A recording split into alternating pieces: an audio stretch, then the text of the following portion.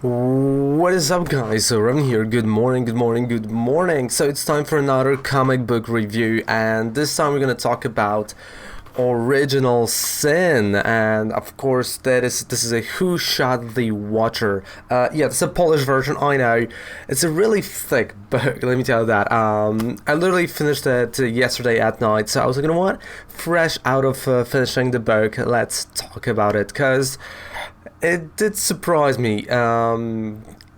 It's one of those books that is a really good murder mystery, and it really is. Honestly, in terms of murder mysteries in comic books, I'm not a huge fan, and the Thor's right, the tie into it was not World Realms, Infinite War, no, Secret Wars, right, the tie into Secret Wars. The Taurus plural, and that was also a mystery that the murder mystery, and here is the same thing. So I've kind of decided not to spoil the ending here during this review, so gonna leave certain things. I'm not gonna say certain things, so you'll not actually know exactly part by part. At least as of right now, it might change in 20 minutes, but as of right now, that's how I want to do it. So there are going to be some spoilers, but I'm going to try to avoid the major spoilers that will just destroy the whole book for you. Because, as with all the murder mysteries, if you know who did it, then the second read is a bit worse. Or if you already know, if someone spoiled that to you, it's not that great of a read. You're kind of, getting rid of that experience. Because let me tell you, there's right around this point, can I show that panel? No, I can't really see. I can't show that panel. Right around literally this point right here. So it is almost, look at that, it's almost close to the end of the book. That is, we still don't know. But again, the question is, who shot the Watcher? And we open up the book with actually a bit of a story, right? Someone is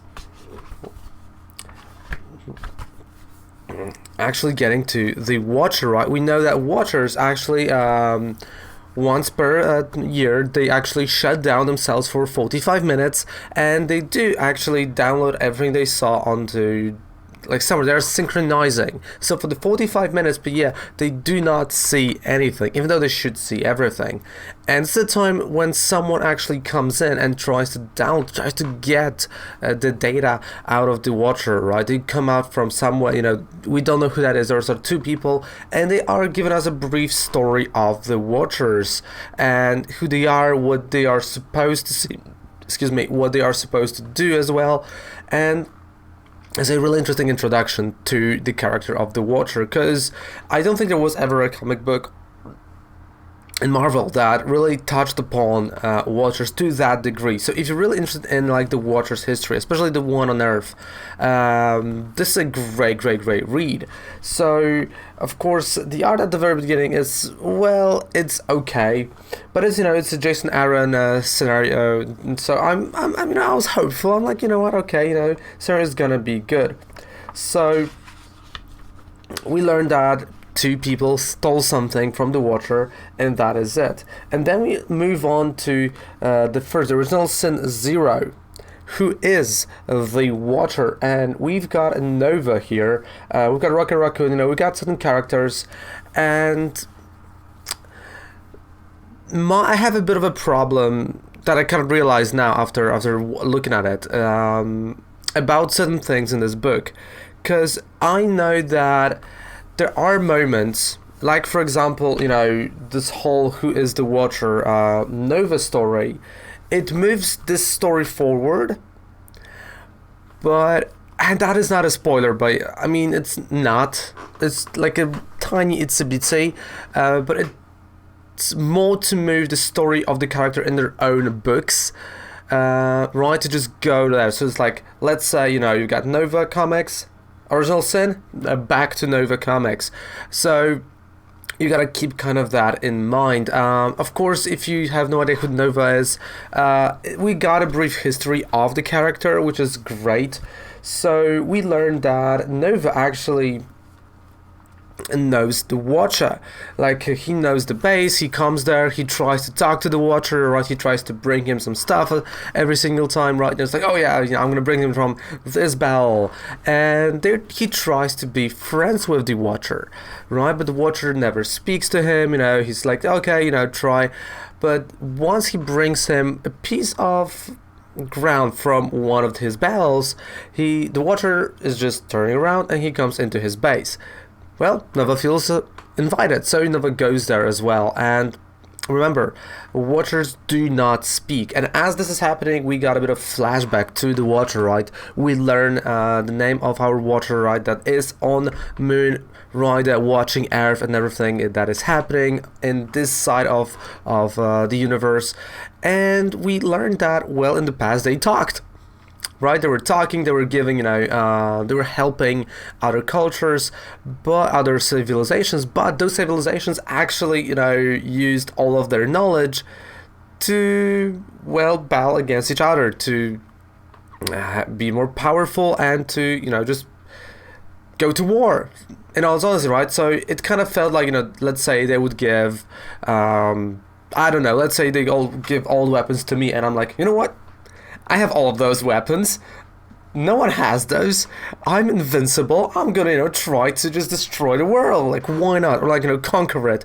So they've decided, you know, not to do that ever again, not to speak ever again, and just to watch and collect data in their eyes. So that is this. And again, we are expanding on the story of the Watcher. Great read. Super cool story. So and then Nova's helmet is telling him, like, well, look out, be careful, you're seeing stuff. And the Watcher starts to show him things right here. He shows him his past, he shows him his father. And Nova sees that conversation, their father with the current Watcher. It's a really interesting fact. Right, we got, you know, how they actually went about, you know, those civilizations, right? They starting wars. It was a really, like, honestly, I felt bad for the Watchers, because they tried, right, to help, you know, other people, but, well, didn't work out that way. So they had to do something. So we got this beautiful panel right here, really good art. That, you know, just shows what Watcher sees. Those are all the things that either happened, might happen, or are happening right now, and all those different universes, dimensions. And because Watcher sees everything, right? He knows everything up front, you know, in the back, he sees it all. But Nova can't handle it. Like, Nova really can't handle it. But there's one photo that he's focusing on, and that is in all the universe and all those things. And this is his father. Of course, the father of our Watcher. And, you know, because he saw the father of our Watcher, he was like, oh yeah, you know, like, my father also was not here. He's, you know, he kind of disappeared. I don't know where he is. And for the first time, the Watcher speaks. And I mean, that's, let's say this is the only one in the comic book, but he just says 2 words to the Nova, because Nova keeps talking about his own father, right, that he disappeared and he has no idea where he is, and the Watcher just says, he lives. And that's it. Nova just goes away. And as of that, so again, this is going to be first of my problems, and as of that moment, we will never see Nova again. In the whole book, we would never see him again. So for me,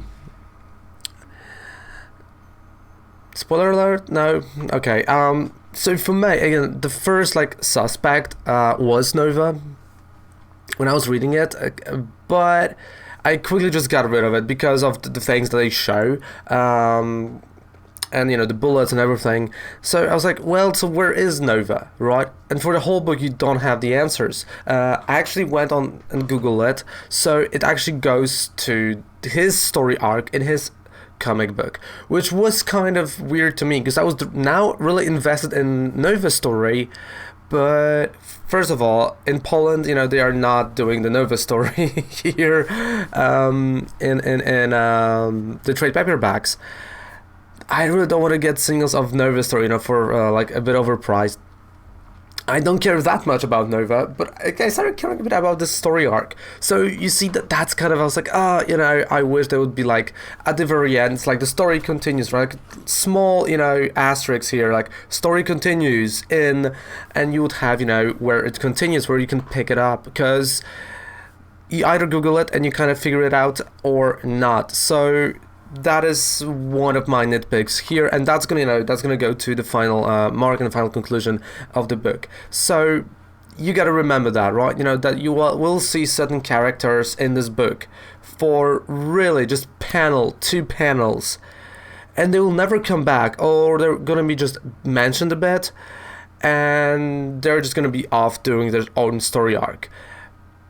That's kind of how I felt that this book is doing, right? This is like I wouldn't say a soft reset, but for many characters it is just the beginning of the new story arc that is gonna go through, or just completely resetting certain things.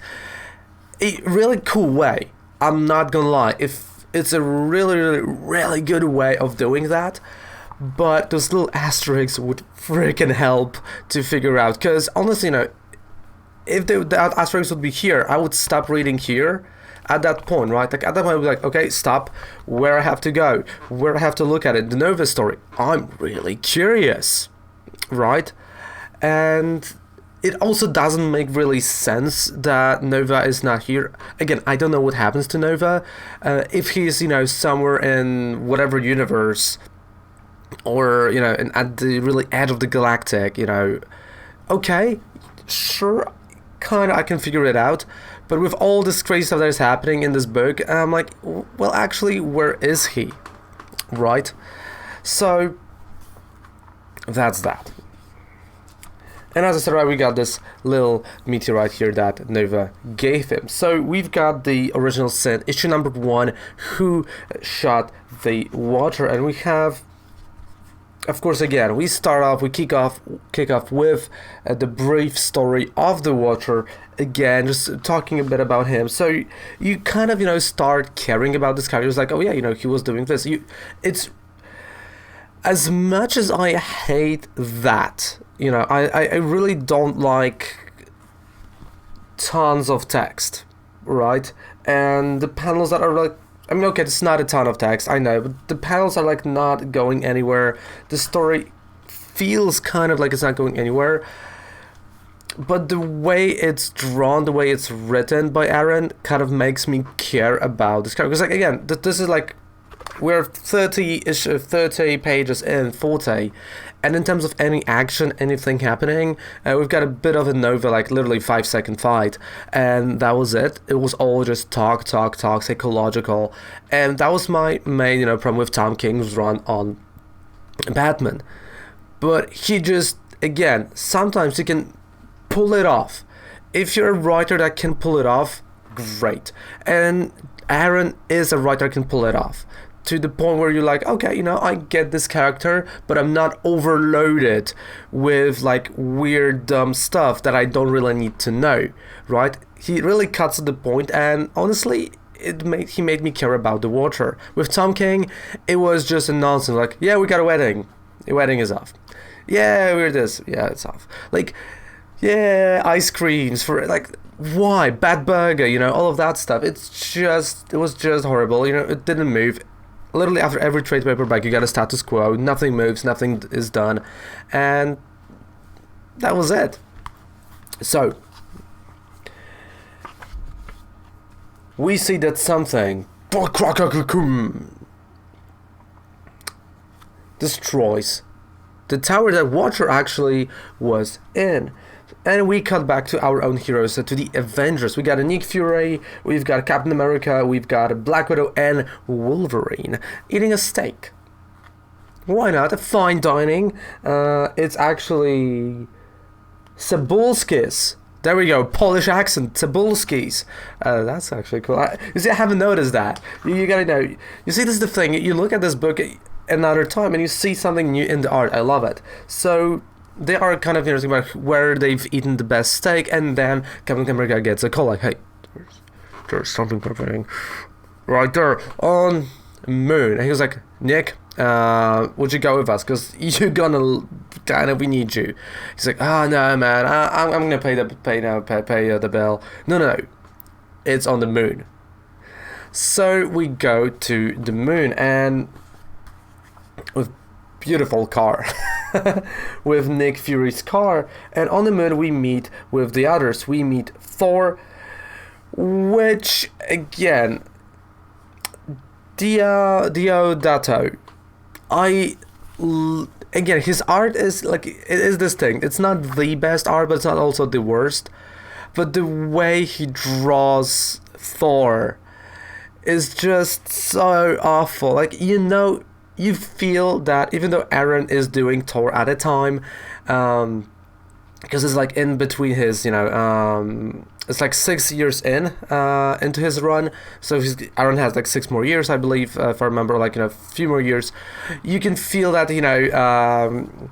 Diodato is not the Thor artist. Like, Thor looks weird in those panels, right? Like, the Thor looks really weird. He tried to make him powerful, but, like, the certain shots, the angles, the shadows that are being cast, it's just not quite there, it's not, it does not remind me of the Jason Aaron's version of Thor, right? And all of his comic books, even the Mighty Thor, the female Thor, all of that stuff, it just does not remind me of that character. He feels more of a classic Silver Age character, right?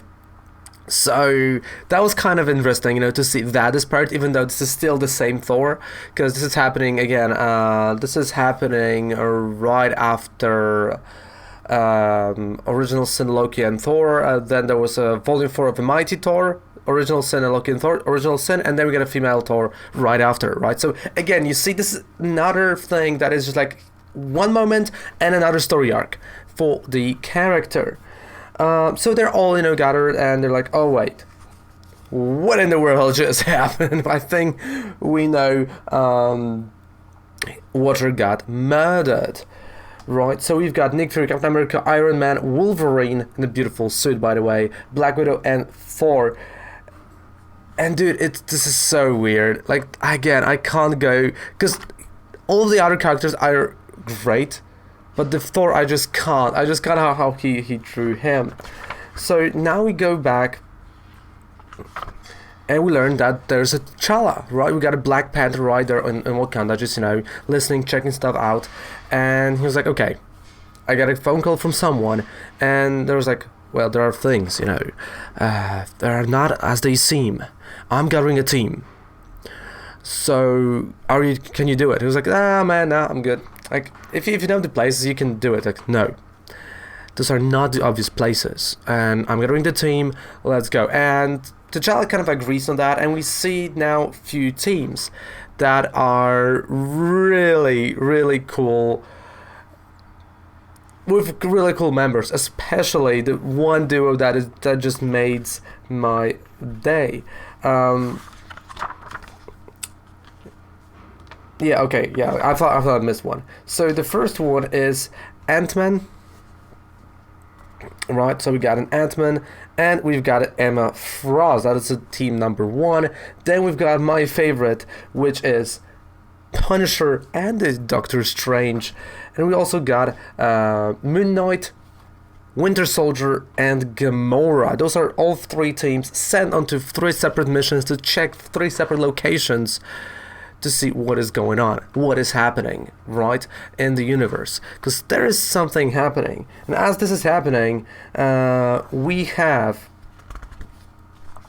a huge battle right there in New York. We've got actually the Thing and the Spider-Man fighting the Brainless, right? So the things that were supposed to not think, but they're starting to think, and they now have one of the most powerful weapons on Earth, and they're fighting. They are just kicking their asses. But until they're also not happy because they're evolving their thinking, and because they're evolving their thinking, they just want to kill themselves. And as this is happening, one of them just pulls the trigger, kills himself, and we've got a big boom.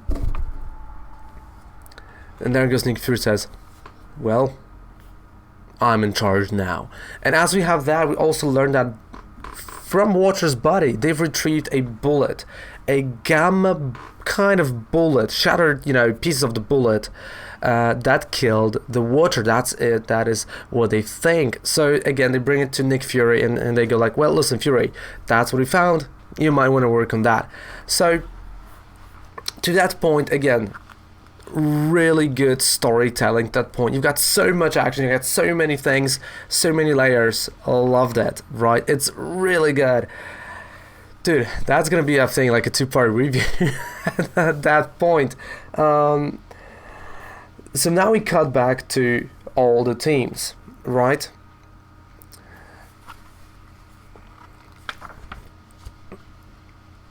Yep, we got an eye. And of course also we cut to the mystery person that has the eye of the Watcher. Again, interesting story, with the eye of the Watcher, that the eye always sees everything, and this is the storage, not the brain. Which kind of goes, it really goes with the idea of they are watching, right? Which is quite cool. Alright, so we're going to the issue number 2 of Original Sin. I'm gonna stop like in issue 5 or 4 because I don't want to give the ending, because again, I would be super bad person to do that, right? And then I'm gonna use vague terms, no worries. So we got T'Challa, we got Emma Frost, and we got Ant-Man on their first mission, just going inside a place where they see a dead monsters, and Ant-Man is actually searching for something, and inside those bodies he finds a gamma bullet, and this is the same gamma bullet that killed the Watcher. Who did that? And as this is happening, we've got another battle. We've got another Brainless actually attacking New York. They're fighting, they're trying to catch him, and finally they are able to catch him and take him to the base. And as this is happening, of course, we've got Bruce Banner, and we've got Iron Man trying, of course, Pantless Iron Man, trying to figure out what is happening. They're trying to trace anything, right? They try to get any information where they can go, right? What is the next logical step? And as we cut, we go to the Doctor Strange and to Punisher, and they're finding one of the gods actually again killed with a huge bullet. That Doctor Strange can't believe. They're like, wait, no, you can't, no. But it actually can. So right about now we learned that Midas has his daughter and one mysterious guy are actually behind the attacks of Brainless, and they do have one of the eyes. And as this is happening, Avengers know where they are. Avengers know how to find them. And now we learn that, well, they gotta fight. Who is actually the mysterious man? Who is the mysterious man? And the mysterious man is Orb. The mysterious man behind, that tries to get inside the eye, is the orb that has an eye instead of head. Which is kind of, funny and intriguing in a way. And of course we learned that he saw the Watcher's Tower in his dreams, and he was calling it. And he went to the Midas and he was like, hey, listen, I know you saw that place as well. Let's check it out. Let's find it. And as he's saying, he activates the eye. So all the characters now learn about everything that considers them. All their secrets are being shown. And at the same time, they learn about stuff from the other universes. For example, we've got Thor has a sister. For example. Right? Tony Stark did something and Hulk wants to, knock him out. We found out even, trespassers, like, oh, you cheated on me, you bastard, like, So because of that, we are losing many characters right now. All of them are going to do their separate stories, and of course, we go back to Asgard, we go back to all of that stuff, but those are they're separate comics, not here. So we will only see, or characters talking about oh yeah, he went there, or I wonder what he's doing, this is there, this is here, right? And I know we're in the middle of the book, but here I'm gonna have to cut the story because I don't want to spoil. Yeah, everything from that point is gonna be a major spoiler. So I'm gonna cut, the story here.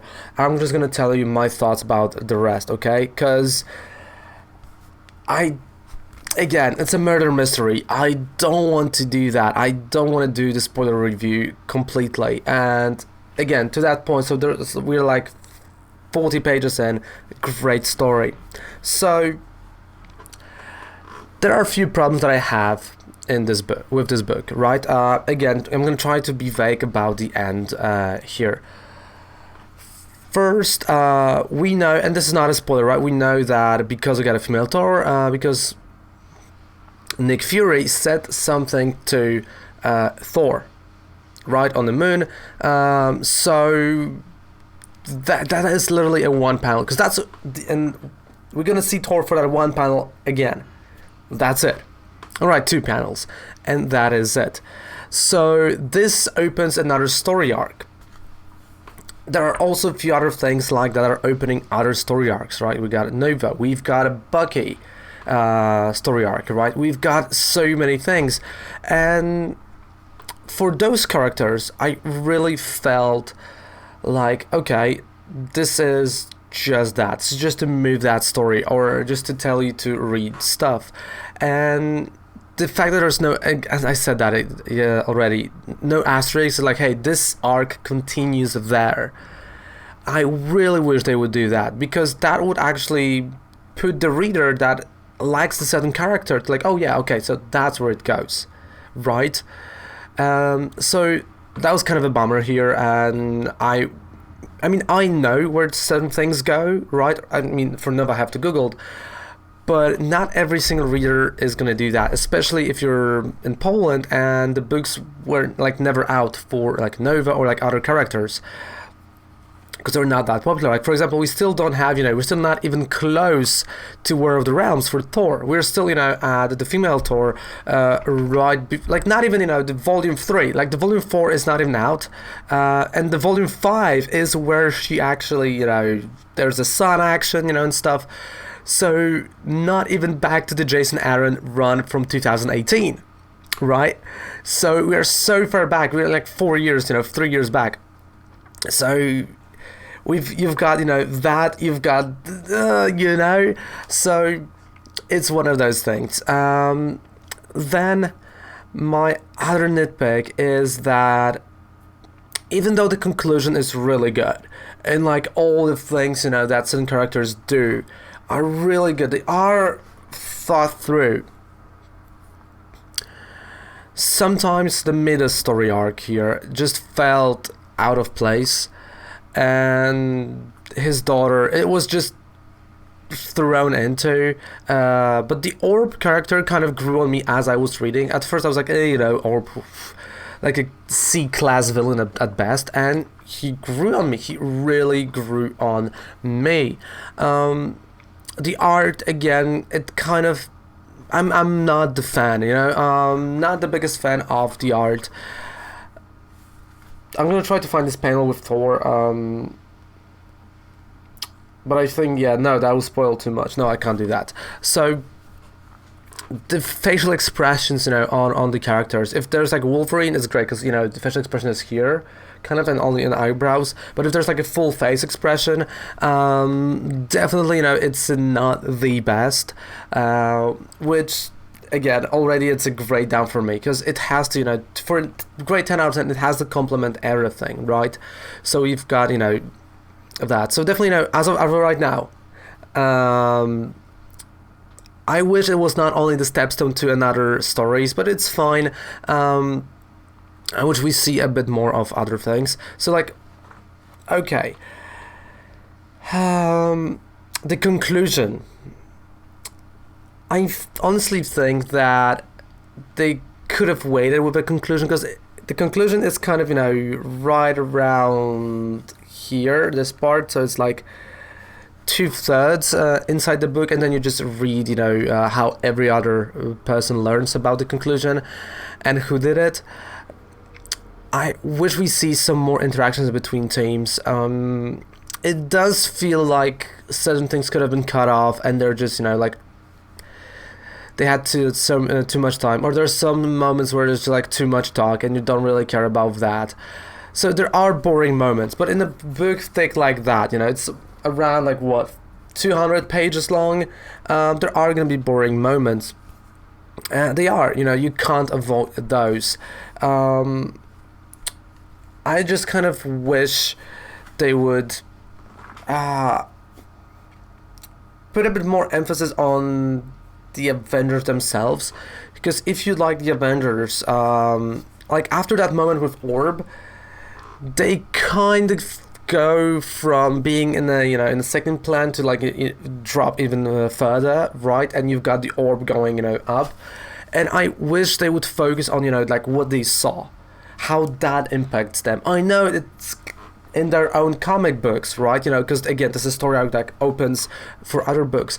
But I think because this is a complete edition, or should be, because like it is, right, for the whole original sin, there should be this story here as well. Just make it thicker, put a bigger price tag on it, I'm fine, but include at least those issue number 1 off, or like the prelude to those stories, because I really want to learn that, because we don't ever learn anything, and that was one of those big annoying things. There's one moment only when Nick Fury asks Captain America, and he just goes like, "Those are my secrets." But that's like the only mention about this one thing happening to the Avengers for the whole book. And the other one is like, oh, and the Hulk wants to beat up Iron Man. That's it. So we got something as major as, there's no more Thor, right, for the whole book, right, until the very end. There's no more, Spider-Man, others, because they can't handle it. But we don't really discuss that situation. I wish it was at least, a few parts of discussion about that, or something. Or maybe how that would impact their fighting, right, that will be like fighting more aggressively, or they'll be like, but he is, I don't think I can, like, trying to restrain themselves from fighting innocent characters. I wish they would do that. I wish they would do that.